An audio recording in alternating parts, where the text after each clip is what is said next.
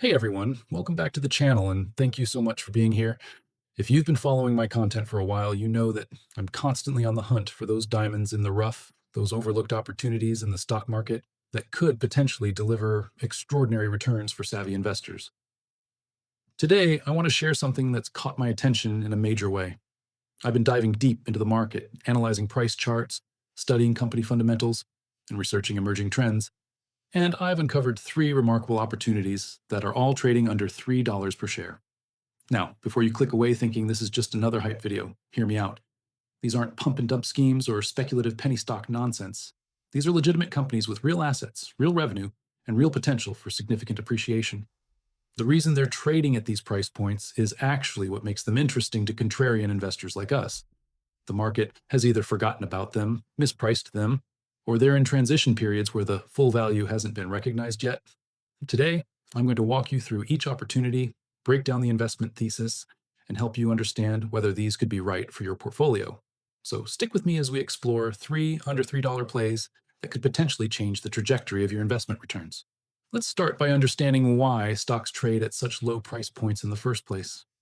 There's often a misconception among newer investors that a stock being cheap means it's a bad investment, or conversely, that cheap stocks are automatically better buys because you get more shares.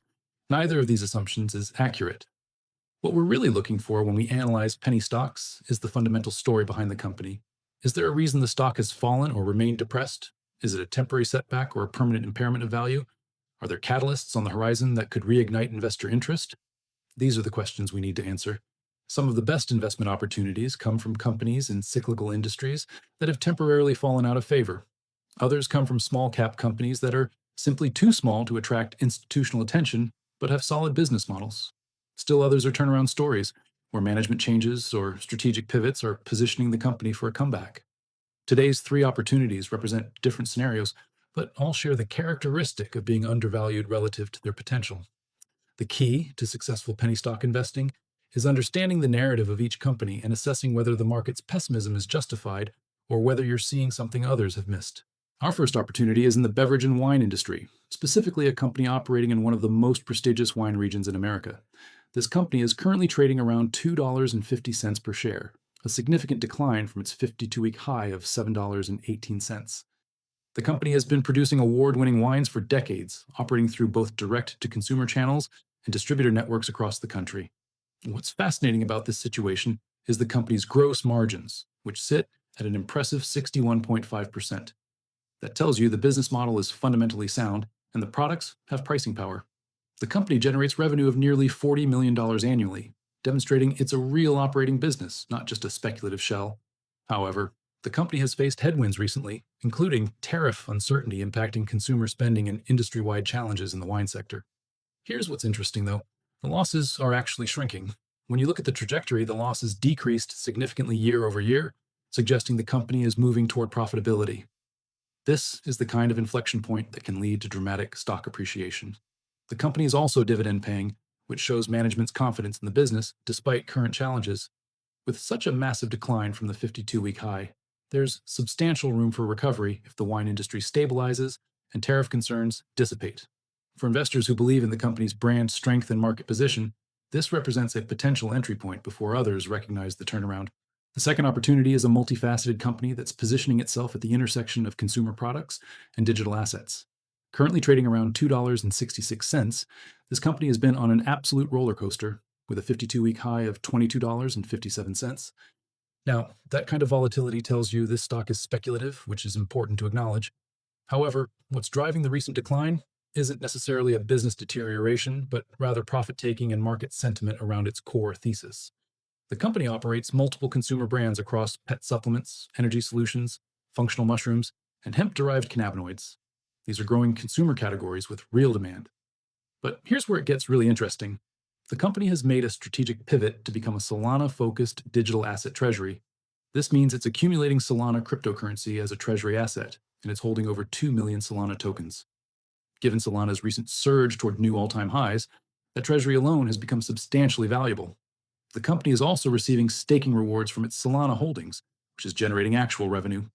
Analysts maintain buy ratings on this stock with some setting price targets around $6 per share, suggesting they see significant upside. The company has also announced a $50 million share repurchase program, indicating management sees value at current levels. What we're looking at here is a company with diversified revenue streams from consumer products, plus exposure to a cryptocurrency asset that's potentially exploding in value. This is a high risk, high reward situation, but for investors willing to take that risk, the risk reward profile is compelling.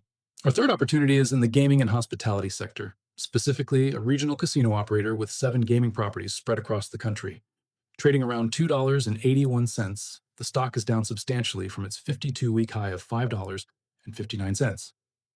The company operates iconic casinos in Colorado, Nevada, Mississippi, and Illinois, and is in the midst of an expansion story with Chamonix Casino Hotel in Cripple Creek, Colorado. The company's revenue growth has been impressive, expanding 21% year over year to $292 million in annual revenue. That's genuine, substantial revenue growth. More importantly, individual properties are performing exceptionally. The American Place Casino set a new property record with $10.9 million in monthly gaming revenue.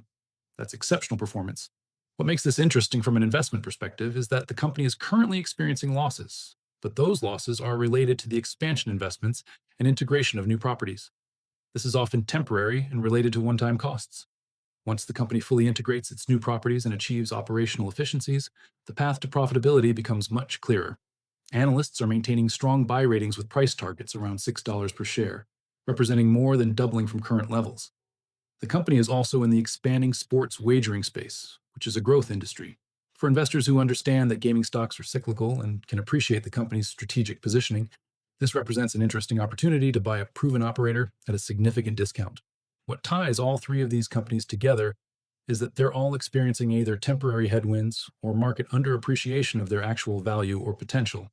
The wine company is dealing with temporary industry and tariff headwinds, but has underlying profitability potential. The consumer brands and digital assets company is speculative, but has legitimate assets and diversified revenue. The casino operator is experiencing near-term losses from strategic expansion, but has demonstrated strong underlying revenue growth. In each case, the risk-reward profile becomes interesting when you think about it from a multi-year perspective. If any of these companies successfully navigate their current challenges, or if the market recalibrates its valuation, the upside potential is substantial. That's what makes penny stock investing interesting. You're not looking for huge percentage gains from companies that are already well valued. You're looking for companies where the risk-reward asymmetry favors the upside. Now, I need to be very clear about something. Penny stocks are speculative by nature. The companies I've described all carry real risks. The wine company could continue to struggle if tariffs persist. The digital assets company could see Solana or crypto markets decline, destroying value. The casino operator could face recession or changing consumer preferences. These are real risks that could result in significant losses. That's why position sizing is absolutely critical. You should never allocate more capital to penny stocks than you can afford to lose. I would suggest these should be part of a diversified portfolio, not core holdings. Additionally, you must do your own research. Read the SEC filings, listen to earnings calls, understand the competitive landscape, and make sure you understand what you're investing in. Don't buy a stock just because I mentioned it or because someone hyped it online.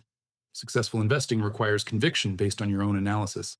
Finally, have an exit strategy. Know at what point you'll take profits and at what point you'll cut losses. Discipline is what separates successful investors from those who get caught up in hype and speculation. If you found this analysis valuable and you're interested in exploring these opportunities further, I encourage you to do exactly that. Dig deeper, do your research, and form your own opinions. If you disagree with my thesis on any of these stocks, I'd love to hear your perspective in the comments below. That's where the best investment discussions happen. Also, if content like this is helpful to you, please smash that like button and subscribe to the channel. It really does help with the algorithm and tells me you want to see more deep dives into interesting investment opportunities. Thanks so much for watching. Remember, invest with discipline, do your own research, and never invest money you can't afford to lose. I'll see you in the next video.